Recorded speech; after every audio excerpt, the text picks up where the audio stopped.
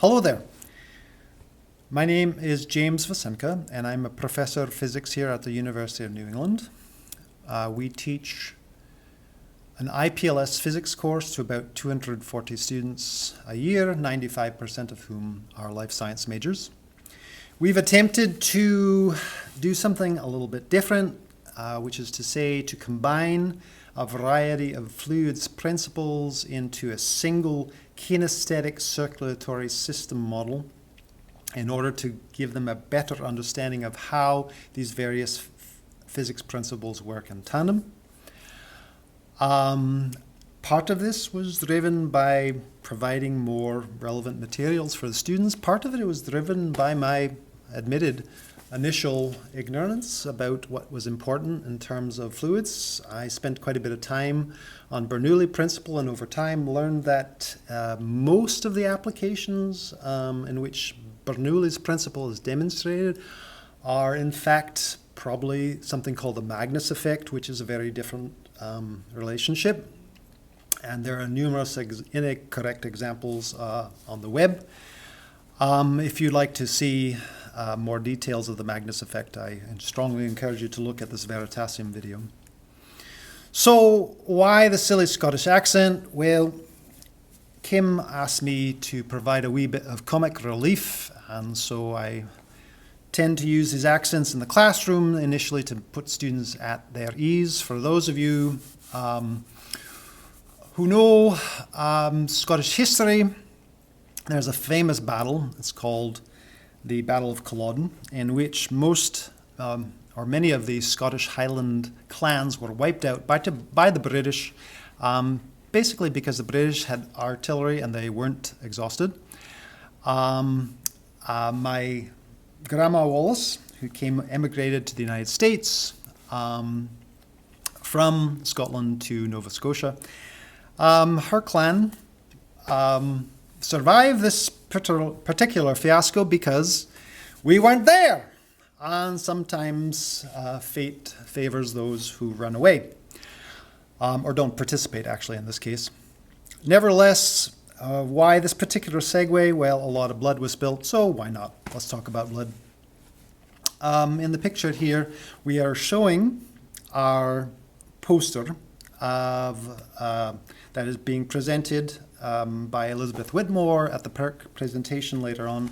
I encourage you to go take a look at this particular poster. It'll show the details, not only of how we put it together, but also some of the effectiveness. I'm going to drop out of my silly Scottish accent right now in order to point out a few things, such as, obviously, this looks like a real system, and the answer is not. No, this is the real system that we're interested in looking at. But what do we do in physics, or anatomy, and for that, in any type of sciences? You try to make simple model approximations, and here's a particular approximation that is often used, which is to show how blood is going from the aorta to the arteries, through the capillaries, back through the veins, and back through the vena cava into the heart. And we're going to just concentrate on a small region of space here. It's often presented in AP&P textbooks as something that looks like this. And we're going to overlay our simulation and a model system, and obviously it looks kind of like that. That was the motivation behind it. This model allows us to do is it's transparent. You can actually see air bubbles flowing through it, which is approximately the speed of the fluid inside there. Not exactly. There's resistance on the air bubbles nevertheless. It does give you a sense that the speed is higher actually in the arteries and the vena cava and slower in the capillaries simply because there's more cross-sectional area in the capillaries. We also have a bank of 9 pressure sensors here which allow us to go ahead and measure the pressure at different points and then plot it and show to the students that it looks actually like what happens in the real circulatory system. Here are the very transparent equations that the students all love and adore and make complete sense of, and of course I'm totally kidding here. It's a little bit overwhelming. In fact, as soon as you put the sigma sign here to remind them that you have to take a look at the cross-sectional areas of all the ones in parallel, they get a little bit bleary-eyed. If you want to get a good estimate of the pressure going through the system, you have to not only look at Bernoulli's, but the more important Hagen-Poiseuille contribution to it, which depends upon the length and the of that particular segment of your circulatory system and the inverse r to the fourth radius of that particular tube. In AP and P courses, they talk about resistance being the pressure difference over the flow rate. If you ignore Bernoulli, which does make very little contribution, it depends upon, just like in the picture up here, the length of the tube over inverse r to the fourth. What's missing in the model that Elizabeth is presenting is the, pun intended, it's out of compliance. This missing part of the presentation was the elasticity of the aorta and the arteries, which swell up and maintain a, they oscillate back and forth. They maintain constant pressure throughout the rest of the system because the heart can't do that. And so this model, which I'll be showing you in just a moment, does take care of that.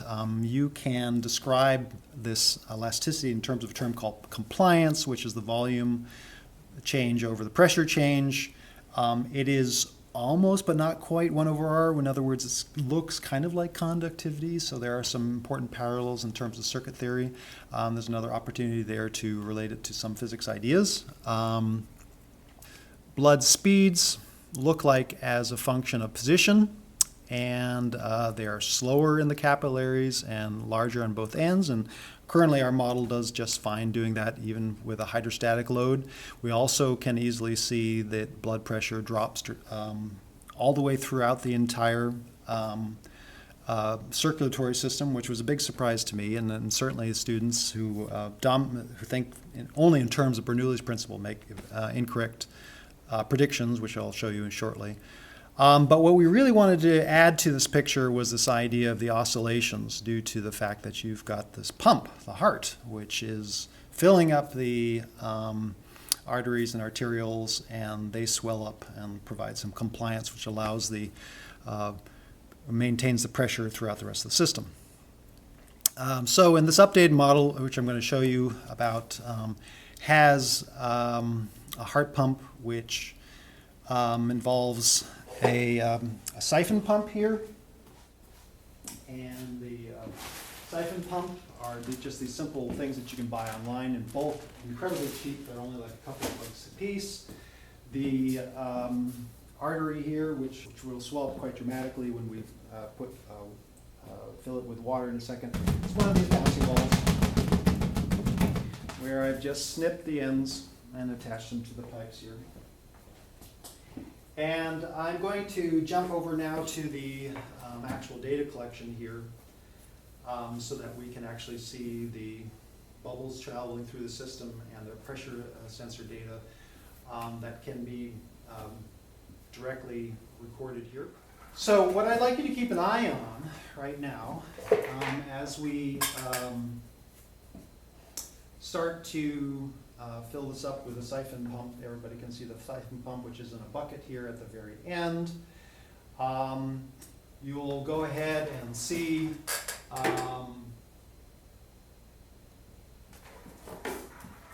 the artery swell up. Keep an eye on the leading edge of the red fluid as it goes through the system, because it'll initially be very fast, then it slows down as you go through the capillaries and then speeds up at the very end there. So here we go, pumping away,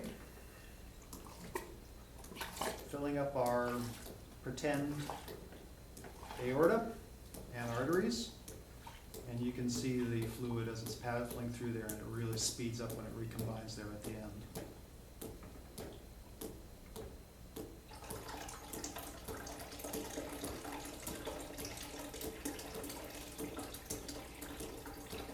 I'm going to go ahead and do this again and add some air bubbles to it and zoom in so that you can actually see the air bubbles more accurately.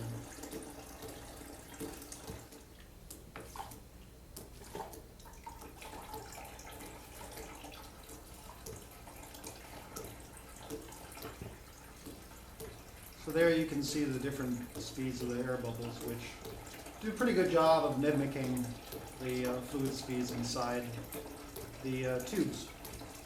students take video cameras out and they can video record through different segments. They've got a meter stick there. You can use Logger Pro or any other type of video analysis software and get a very good estimate for the approximate fluid speed through the region.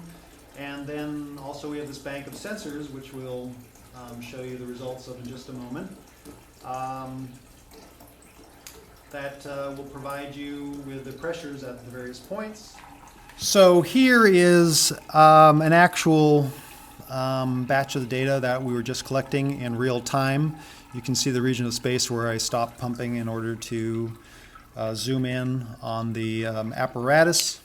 I'm going to go ahead and stop the data collection here right now, and we will actually zoom into a region of space and see what it looks like in terms of the pressures here. And we hit the zoom button, and let's see if it'll zoom in. Isn't that cool? Oh man, that is so awesome. You get this massive peak, you know, just like on the heart beating. And then notice that the pressure level here in this first pressure sensor is higher than all the other ones. If you take a look at the colors here, they all steadily drop as you go from the first pressure sensor all the way to the last pressure sensor. Notice that the red one also goes below the last pressure sensor, which is or approximately the same level of it on average, which is pretty cool because, you know, after all, it is pumping it up from approximately that level. We'll do zoom in a little bit more here to this region of space in order to take a look at the data that's going to be presented shortly.